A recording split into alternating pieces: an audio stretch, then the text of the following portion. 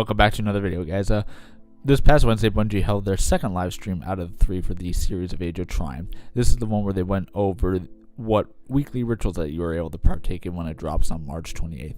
So, let's get into what they talked about. Now, the first thing that they started in the tower. They started talking about a new speaker quest that is designed to mainly get you through the new content, what is new in Age of Triumph. So, the weekly story missions, the new Nightfall modifier, the weekly raid, all that. And we'll get into all that. Now, next they started talking about some Eververse updates. There is a new treasure box which is replacing the Treasure of the Dawning entitled Treasure of the Ages. This box looks about everything from the start of Eververse until now. So your sparrows, your armor, your masks, ghosts, emotes, ornaments, just about anything and everything that you can think of when it comes to Eververse, it'll have it.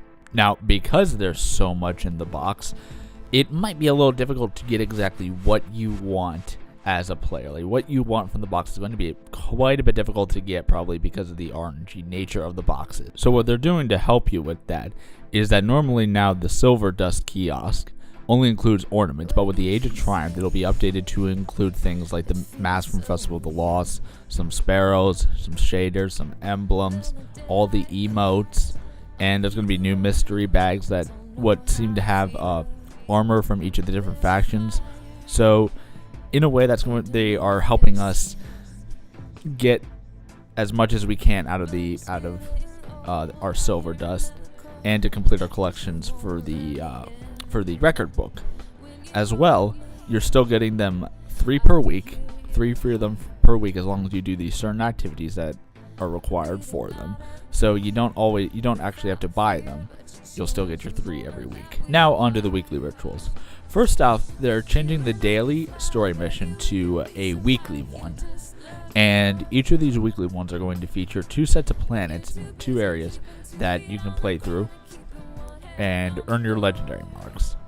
Legendary marks are going to come now as 20, and you can earn up to 5 times a week. And now what do I mean by a set of missions is that there are going to be 2 areas featured, such as, let's say, Earth and Moon, Moon and Venus, Mars and Earth, something like that. So it's a bit more variety, as well as the fact that they're bringing back the modifiers, which they haven't done since Queen's Wrath back in 2014 almost. So they're trying to figure out a way to kind of spice up the weekly story missions so that you can kind of enjoy them a little bit more and get a little bit more of a challenge. Now, what are these daybreak strikes that they teased in the video?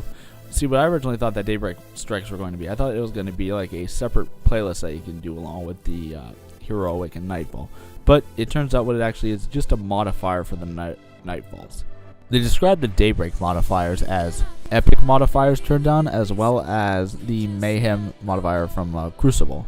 So all your abilities will recharge faster, all of your grenades, all your melees, all your supers will, and you should be facing more and more enemies as it goes. Now, overall, I think this modifier is kind of cool. One important thing to keep in mind is that it's only going to be active once every 4 weeks, so basically it's going to be active once a month.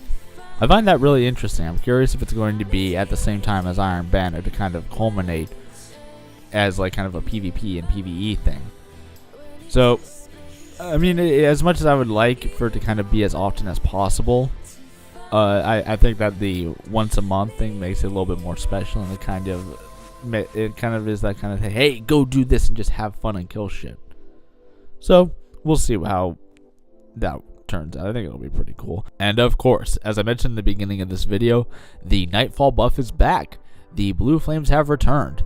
So once you complete the Nightfall with the just at all during the week, you'll get your XP boost, and you'll get those famous blue flames that we all wanted back so much during the Taken King era. Now, just as a little quick note before we get into the final part of the video, they're also bringing up the Challenge of Elders to like 390, so that's another thing that you'll be able to add to your weekly rituals of list things to do with your team.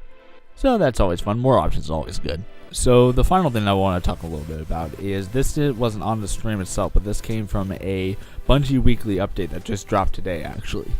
So what they're doing with the Crucible, I think it's going to draw a little bit of mixed reactions from the community myself. I think it'll be interesting to see how it actually affects everything. But they're making changes to the Crucible to, quote, improve matchmaking quality and allow more flexibility for how you earn rewards. It reads, the number of active Crucible playlists are being reduced to help draw Guardians into a more focused set of battlegrounds.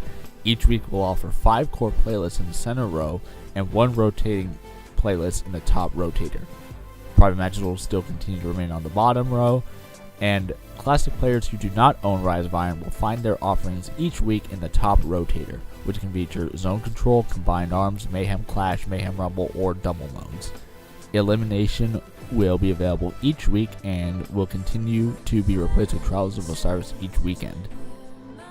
So, for example, for 1 week it would feature Control, Supremacy, Elimination/Trials, Salvage, and Rumble.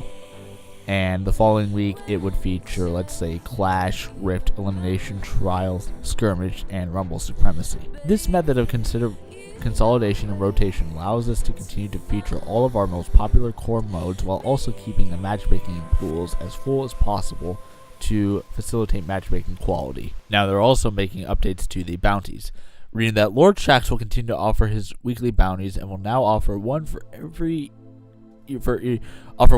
each of the core 6v6 modes offered each week. Daily Crucible bounties have also been updated to be more inclusive to Guardians, regardless of which mode they play, which subclass they favor, or if they have a fire team available. As well as the Crucible Quartermaster will also now feature 5 new bounties each week for different weapon archetypes, allowing you an opportunity to earn a variety of Crucible items, Iron Banner items, and Trials of Osiris weapons from Year 2 and Year 3. Honestly, for me, I don't know what to think about this myself. I mean, I'm kind of on the fence about it.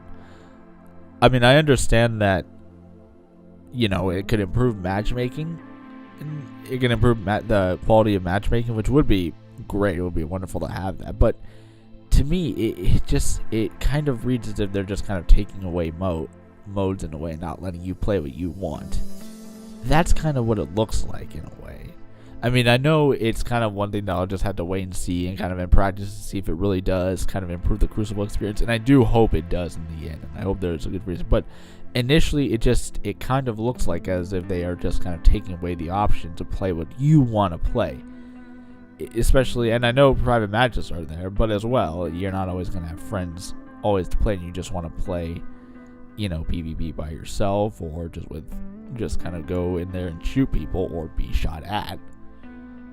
So it's kind of like one of those wait and see things to see how exactly it's going to affect the Crucible.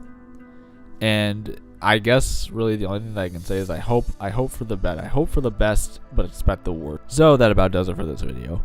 I'm in the description. I'm going to link, as always, to a replay of the Twitch stream on YouTube and Twitch, so you're able to go ahead and watch that and listen to them babble on, and you get to watch them play a Mayhem, or a Daybreak Strike with the Daybreak modifier, I should say.